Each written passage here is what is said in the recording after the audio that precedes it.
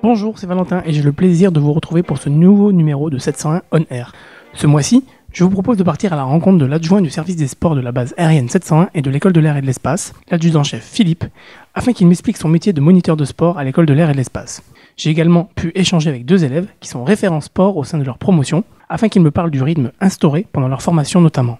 Mon adjudant-chef, bonjour. Pouvez-vous vous présenter pour commencer ? Je suis l'adjudant-chef Philippe. Je suis l'adjoint au chef du service des sports de la base aérienne 701 et de l'école de l'air et de l'espace. J'ai 30 ans de carrière, je me suis engagé en 1992 et je suis sur l'école de l'air et de l'espace depuis août 2019. En quoi le sport pour un militaire est-il important ? Alors le sport est important pour un militaire puisqu'il vise à ce que tout militaire puisse être en bonne santé avec une condition physique et des capacités sportives qui conditionnent la disponibilité de base sur le territoire, mais également la disponibilité à l'engagement sur n'importe quel terrain d'opération extérieure. Je dirais donc que le sport militaire vise à établir, à promouvoir et à maintenir la capacité physique et mentale nécessaire à l'engagement du militaire au quotidien, en tout lieu et en tout temps. Pouvez-vous m'en dire un peu plus sur les missions principales d'un moniteur de sport au quotidien sur une base aérienne ? Alors un moniteur de sport, de manière générale, il assure l'entraînement, le contrôle des activités physiques et militaires liées à la préparation opérationnelle, individuelle du combattant, mettre en œuvre des tests d'évaluation afin d'améliorer ou maintenir la condition physique générale du personnel militaire, assurer la préparation aux concours et aux examens professionnels et la réalisation des épreuves sportives afférentes. Il élabore aussi des séances d'initiation dans diverses activités physiques, militaires et sportives. Il organise des différentes manifestations sportives pour le personnel des unités. Il conçoit, coordonne, met en œuvre des programmes d'entraînement physique et ou de perfectionnement technique au profit du personnel militaire. Participe à la conception et à la mise en œuvre d'organisations de compétitions sportives, sports collectifs ou individuels, d'ampleur nationale, championnats de France militaire ou rencontres internationales, ainsi que des activités qui s'inscrivent dans le cadre des rencontres sport armée jeunesse. Ensuite, il anime des séances de sport des équipes représentatives du site, assure la surveillance des activités aquatiques. Il suit également quantitativement le stock des matériels, c'est quelque chose d'autre, une autre facette de notre spécialité, inventaire, cahier de suivi, procédure de réforme. Il réalise des tâches administratives et de gestion courante et participe au bon fonctionnement général d'un service des sports. De quelle façon est organisé le service des sports sur la base aérienne 701 à Salon de Provence ? Alors le service est organisé de cette manière-là, c'est-à-dire qu'on a un chef de service et son adjoint et 5 cellules qui ont chacune des tâches dédiées. Ici, sur l'école de l'air et de l'espace, le service des sports, il y a une cellule sport-élève, une cellule sport-base, une cellule programmation, une cellule piscine et une cellule gymnase. Ce qui représente un officier, 19 moniteurs de sport et une secrétaire. Est-ce que durant l'année, il y a des grands événements sur la base aérienne ? Alors tout au long de l'année, nous organisons différents événements sur base, comme des tournois open, ouverts à tous les militaires du site, des championnats nationaux, comme cette année. Nous avons organisé, fin mars, le National Air de natation, avec des représentants de chaque entité armée de l'air et de l'espace du territoire. Une rencontre internationale que nous avons organisée le 26 mars contre le Maroc, qui consiste pour nos élèves à s'affronter sur plusieurs épreuves sportives à l'issue desquelles un vainqueur a été déclaré. Puis un tas d'autres événements récurrents tout au long de l'année, que je ne nommerai pas car la liste est beaucoup trop longue, mais les EAJ, sport armée jeunesse, etc., etc. Combien d'heures de sport un élève officier exerce-t-il pendant son cycle de formation ? Pour les OSC, les officiers sous contrat, qui ont une formation de courte durée, environ 13 semaines, ça représente 60 heures de sport sur la totalité de leur formation. En revanche, pour les cursus master et licence, les CMEA et les CLEA, comme nous les appelons ici, sont formés sur 2 ou 3 ans. La première et la deuxième année, c'est entre 120 et 140 heures de sport. Et pour la troisième année, 70 heures. Est-ce que tous les élèves ont le même niveau lorsqu'ils sont recrutés ? Alors non, bien évidemment. Il existe une vraie différence de niveau entre les cursus dus au mode de recrutement. Les élèves de l'EAE passent un concours dans lequel figure un ensemble d'épreuves sportives, notées et coefficientées. La natation, la course à pied, 3000 mètres, vitesse, sprint, force et endurance musculaire, traction et abdominaux. Ce qui n'est pas le cas des OSC, pour qui le niveau est en arrivant à l'école plus faible et plus hétérogène. Quel type d'infrastructures sont mises à disposition des élèves sur la base aérienne 701 ?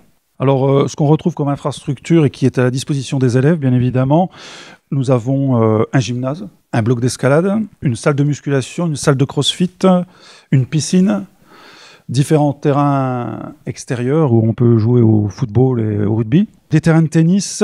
Est-ce que les cours sont adaptés en fonction des élèves ou des objectifs de chacun ? Bien sûr, les cours sont adaptés puisque les moniteurs EPMS d'entraînement physique, militaire et sportif sont formés et adaptent leur pédagogie en fonction des objectifs de formation et des publics à qui ils enseignent. Mais même si la finalité est d'utiliser l'activité physique et sportive comme support pour développer et former l'officier de demain, pour des qualités physiques, force mentale, valeurs communes au sport et aux armées, esprit d'équipe, leadership, l'hygiène de vie, exemplarité, le goût de l'effort, le dépassement de soi, ces mêmes objectifs qui sont aussi variables en fonction des années et des durées de formation. Bonjour, est-ce que vous pouvez vous présenter ? Je suis l'aspirant Alexis, j'ai 29 ans et je suis de la promotion 2021 de l'école de l'air et de l'espace en première année. Je suis l'aspirant Théo de la promotion lieutenant-colonel Pigeot qui est rentré en 2020 à l'école de l'air de la première brigade et j'ai 20 ans. Vous êtes tous les deux élèves officiers référents sport. En quoi cela consiste ? Alors l'élève référent en sport, il est là pour faire le lien entre la promotion et le bureau des sports. Donc en ce qui concerne les demandes des élèves vis-à-vis de certains sports ou l'organisation de certains tournois et les demandes des sports sur les disponibilités des élèves, etc. Et on est aussi là pour faire vivre la promotion au niveau du sport. Donc on a la possibilité d'organiser des tournois avec les services qui nous mettent à disposition les terrains, etc. Combien d'heures de sport sont allouées dans votre emploi du temps au niveau de la promotion et d'un point de vue plus personnel ?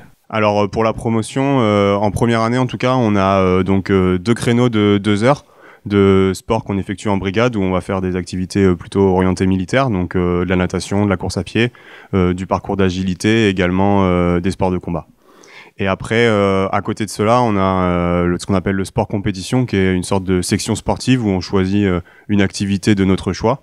Et on a un créneau de 2 heures par semaine pour effectuer ce sport compétition qui nous permet ensuite de participer aux compétitions universitaires avec les différentes facultés qui existent à Aix, à Marseille et les autres villes aux alentours. En plus de cela, au niveau personnel, on peut pratiquer du sport en dehors des heures ouvrables, de la course à pied, de la natation, avec les infrastructures qui sont ouvertes le soir et qui sont à notre disposition.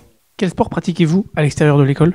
Alors moi, en particulier, je fais du basket et également du triathlon. Je fais le sport compétition basket qui me permet de participer, comme je l'ai expliqué avant, à des compétitions universitaires dans le basket. Et en dehors des heures ouvrables, je pratique également du coup la course à pied, le vélo pour le triathlon. Personnellement, je fais du rugby, entre autres en sport compétition. Je suis le capitaine de l'équipe de rugby de l'école de l'air. Et je pratique aussi du rugby au club de Salon de Provence, le SCS. Parce qu'on a la possibilité en deuxième année, le soir, de pouvoir sortir et d'aller faire d'autres activités en extérieur, ce qui m'a permis de m'inscrire à ce club-là. Combien d'heures de sport cela représente dans une semaine classique ? 6 heures de sport encadré par l'école de l'air, plus environ 4 heures de sport perso. Donc ça représente à peu près 10 heures par semaine de sport. Qu'est-ce que le sport apporte à un militaire ou à un jeune élève officier comme vous ? Alors à titre personnel, ça m'aide à avoir un peu d'assurance dans la vie de tous les jours. Et puis sur le point de vue professionnel, c'est important, je pense, pour l'hygiène de vie qui est important chez un militaire et toutes les valeurs que ça peut nous apporter, donc la cohésion, le dépassement de soi, tout ça, ou également le leadership qu'on peut avoir, entre autres, grâce au poste qu'on a dans la promotion, ce qui est très important à développer à l'école de l'air pour un futur officier. Et dernière question, par rapport au reste de la promotion, comment est-ce que vous vous sentez en termes de niveau sportif ? Dans la promotion, je pense qu'au départ, si on a été élu, c'est aussi parce qu'on avait un certain niveau sportif, étant donné que c'est au début qu'on ne se connaît pas vraiment les élections. Mais après, chacun développe son niveau dans les sports qu'il veut. On peut être bon en course et être nul en natation ou vice-versa. Chacun fait le sport qu'il veut au niveau qu'il veut. Il faut juste conserver une certaine hygiène de vie pour pouvoir assurer les choses demandées dans le métier militaire, dans les cours. C'est déjà la fin de ce podcast placé sous le signe du sport. Je remercie les différents intervenants pour leurs témoignages. Et quant à nous, on se retrouve le mois prochain avec un nouveau numéro de 701 On Air avec l'interview du nouveau pilote de la patrouille de France.